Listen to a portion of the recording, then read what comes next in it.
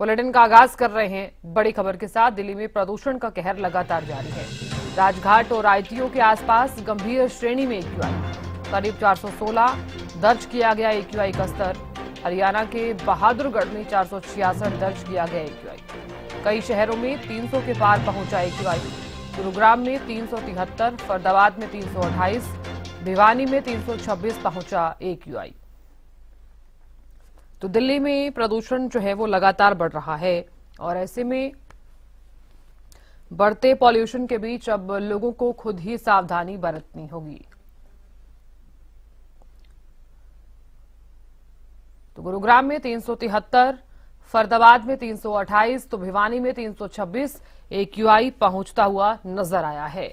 तो लगातार बढ़ते पॉल्यूशन के चलते अब हवा भी जहरीली होती हुई नजर आ रही है। कई तरह की सावधानियां और कई जो एहतियात हैं वो अब बरतने होंगे लोगों को।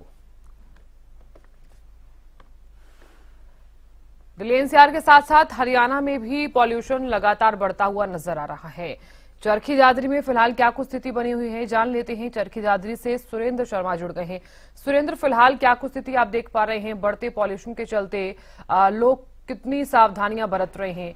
क्या माना जाए, सावधानियां बरतने के बाद क्या पॉल्यूशन कम हो सकता है?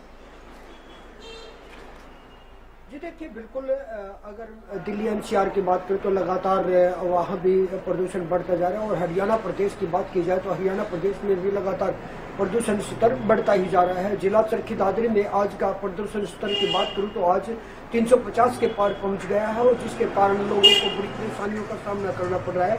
यहाँ लोगों की आंखों में जलन हो रही है, और जो खासकर जो अस्थमा के रोगी हैं उनको भी बड़ी परेशानियों का सामना करना पड़ रहा है। वहीं प्रशासन की ओर से ग्रेड 3 लगाया गया है, लेकिन फिर भी लोग कोई जागरूकता नहीं दिखा पा रहे हैं, क्योंकि लगातार यहाँ कूड़ा जलाया जा रहा है। वहीं अगर मैं हरियाणा प्रदेश के सबसे बड़े क्रेशर जोन की बात करूँ तो जिला चरखी दादरी है, वहाँ भी धड़ल्ले से क्रेशर चलाए जा रहे हैं और वहाँ कोई भी हिदायतें नहीं बरती जा रही, जिसके कारण धूल बहुत ज्यादा गुबार धूल का जो उठ रहा है आसमान में दिखाई देता है। जी बिल्कुल सुरेंद्र, देखिए कहा जा सकता है बढ़ते पॉल्यूशन के चलते अब जो हवा है वो भी जहरीली होती हुई नजर आ रही है। जैसे ही लोग घरों से बाहर निकलते हैं तो लोगों को कई तरह की परेशानियां भी होती हैं। सांस लेने में परेशानी है, आंखों में जलन, स्किन इन्फेक्शन जैसी समस्याएं लगातार लोगों को परेशान कर रही हैं। फिलहाल स्वास्थ्य विभाग द्वारा क्या कुछ प्रबंध जो हैं वो लोगों के लिए किए गए हैं? अगर लोग बीमार पड़ रहे हैं तो अस्पताल में क्या कुछ इंतजाम? अगर मैं नागरिक अस्पताल चरखी दादरी की बात करूं, जो सबसे बड़े जिले का अस्पताल है, वहां पे ओपीडी जहां 400 450 होती थी वो अब 1100 के पार पहुंच गई है, क्योंकि सबसे ज्यादा रोगी जो है वो आंखों के और अस्थमा के रोगी ज्यादा तकलीफ में नजर आते हैं और मरीजों की संख्या बढ़ती ही जा रही है। वहीं जो जिला स्वास्थ्य विभाग है उसकी ओर से भी हिदायतें देते हुए लोगों को जागरूक भी किया जा रहा है कि कम से कम बाहर निकले, और अगर बाहर निकलना हो तो मुंह पर मास्क लगाए, आंखों पर चश्मा पहने। वहीं अगर मैं बात करूं, प्रशासन की ओर से भी हिदायतें लगातार दी जा रही है, लेकिन इतनी जागरूकता है वो दिखाई लोगों में नहीं दे पा रही है, क्योंकि लोग बाहर निकलते हैं ऐसे ही नंगी आंखों के निकल आते हैं, मुंह पर मास्क नहीं लगाया जाता है और प्रदूषण जो स्तर है वो बढ़ता ही जा रहा है। वहीं अगर मैं बात करूं यहाँ के स्वास्थ्य विभाग के डॉक्टर्स की, तो डॉक्टर से बार बार हिदायतें दे रहे हैं, लेकिन ओपीडी बढ़ती ही जा रही है जिला चरखी दादरी में प्रदूषण स्तर के चलते हुए। जी बिल्कुल, पॉल्यूशन तो बढ़ता हुआ नजर भी आ रहा है। हालांकि आप लगातार जानकारी दे रहे हैं कि नागरिक अस्पताल में क्या कुछ प्रबंध किए गए हैं। सुरेंद्र, एक सवाल यहाँ पर यह भी है कि जिस कदर पॉल्यूशन बढ़ता हुआ नजर आ रहा है तो क्या कुछ कारण माने जा रहे हैं? बढ़ते पॉल्यूशन के बीच जो है लोगों को अगर काफी ज्यादा परेशानी हो रही है तो सबसे बड़ा सवाल ये भी है कि आखिरकार क्या बड़ा कारण है जो लगातार पॉल्यूशन जो है वो बढ़ता हुआ नजर आ रहा है, कंपनी का नाम ही नहीं ले रहा है? अगर मैं लगातार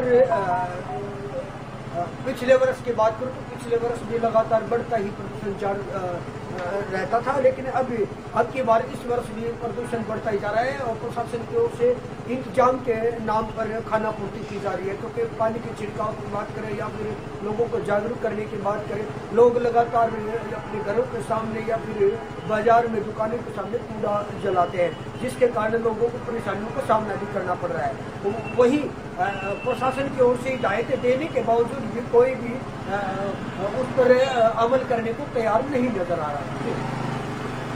बिल्कुल सुरेंद्र, आप बने रहिए, आगे भी आपसे हम जानकारी लेंगे। करनाल से महेंद्र सिंह भी जुड़ गए हैं, महेंद्र सिंह से भी जान लेते हैं कि फिलहाल करनाल में क्या कुछ स्थिति बनी हुई है। महेंद्र सिंह, देखिए बढ़ता पॉल्यूशन अब लोगों के लिए घातक साबित होता हुआ नजर आ रहा है। घातक इसीलिए मैं जिक्र कर रही हूं क्योंकि जैसे ही लोग घरों से बाहर निकलते हैं उन्हें सांस लेने में तकलीफ होती है, आंखों में जलन और स्किन इन्फेक्शन जैसी समस्याएं लोगों को देखने को मिल रही हैं। क्या माना जाए, ये पॉल्यूशन अगर कम होता है तो लोगों की समस्या अगर कम हो सकती है, और क्या बड़ा कारण आप मानते हैं कि पॉल्यूशन इस कदर बढ़ता जा रहा है? बिल्कुल, देखिए एक लंबा समय हो चुका है जब प्रदूषण का जो स्तर है वो लगातार बढ़ता रहा है और अब ये कहें कि सैचुरेटेड कंडीशन में पोल्यूशन का स्तर पहुंच चुका है कि घटने का नाम नहीं ले रहा। 200 के पार ही करनाल जिले का एक्यूआई बना हुआ है। और जहां तक कारणों का हम जिक्र करें कि जिस तरह से पोल्यूशन का स्तर बढ़ा है, त्योहारी सीजन के बाद और फसल कटाई के दौरान जिस तरह से धूल और धुएं के कण आसमान में चढ़े थे वो अभी भी मौजूद है। मैं आपको तस्वीरें दिखाना चाहूंगा, नेशनल हाईवे 44 की तस्वीरें हैं। आप देख सकते हैं तस्वीरों में कि अभी भी जो एक स्मोक की जो चादर है वो देखने को मिल रही है और ये वही है जो प्रदूषण जिसके हम जिक्र कर रहे हैं कि प्रदूषण का जो स्तर है वो लगातार क्यों मेंटेन हुआ है, क्यों घटने का नाम नहीं ले रहा। इसी स्मोक की वजह से जो प्रदूषण का जो स्तर है वो नीचे नहीं आ रहा, क्योंकि पहले उम्मीद जताई जा रही थी कि बरसात होगी तो प्रदूषण का स्तर जो है कुछ कम होगा, जो आसमान में धूल और धुआं छाया हुआ है वो नीचे आ जाएगा, लेकिन बरसात नहीं हुई। तो ऐसे में ये सब कुछ, चाहे जहरीली गैसों की बात करें, धूल की बात करें, धुएं की बात करें, ये सब आसमान में मौजूद है और यही वजह है कि एक्यूआई लेवल जो है वो अब स्थिर नजर आ रहे हैं। 200 के पार लगातार करनाल जिले का एक्यूआई चल रहा है। हालांकि प्रदूषण के स्तर को कम करने के लिए ग्रैप 3 जरूर लागू कर दिया गया एमसी क्षेत्र में।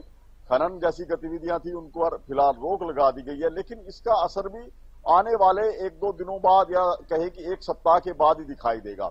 अभी तुरंत जो है कोई भी असर प्रदूषण के स्तर पर कोई कम होता हुआ अभी दिखाई नहीं दे रहा। जी बिल्कुल महेंद्र सिंह, कहा जा सकता है कि पॉल्यूशन जो है कम होता हुआ नजर भी नहीं आ रहा है।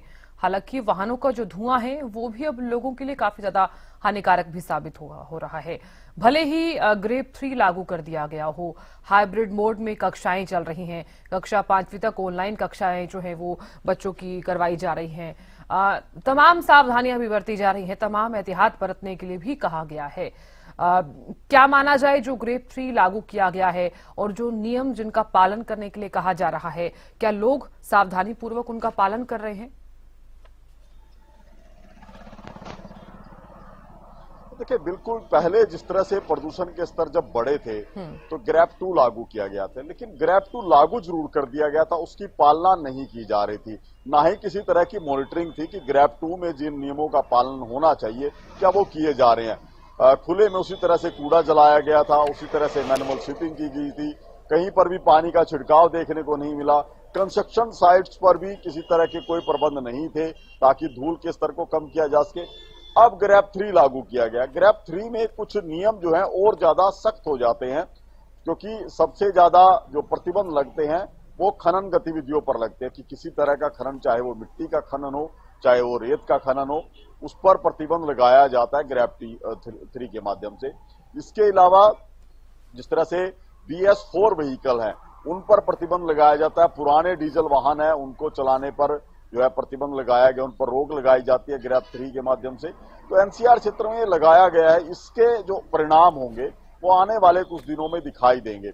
और जिस तरह से हम जिक्र कर रहे हैं कि असर लगातार लोगों को और उनकी सेहत को प्रभावित करता हुआ दिखाई दे रहा है, क्योंकि हम बात करें OPD की, जिस तरह से मरीज जो पहुंच रहे हैं वहां पर अभी भी बड़ी संख्या ऐसी है जिनकी आंखों में इन्फेक्शन है, जिनके फेफड़ों में इन्फेक्शन है, या वो वायरल बुखार से जूझ रहे हैं। और वायरल के पीछे भी यही वजह है कि उनके फेफड़े में, उनके गले में इन्फेक्शन है। इस तरह के मरीज ज्यादा सामने आए और ये सब कुछ जो हो रहा है ये प्रदूषण के स्तर की वजह से हो रहा है। तो जाहिर सी बात है, जब तक इस स्तर में कमी नहीं आएगी तो हो सकता है आने वाले दिनों में ग्रेड 4 भी जो है लागू करना पड़े, ताकि पोल्यूशन की मार से लोगों को बचाया जा सके। जी बिल्कुल महेंद्र सिंह, आप जानकारी लगातार दे रहे हैं, बहुत शुक्रिया बने रहने के लिए।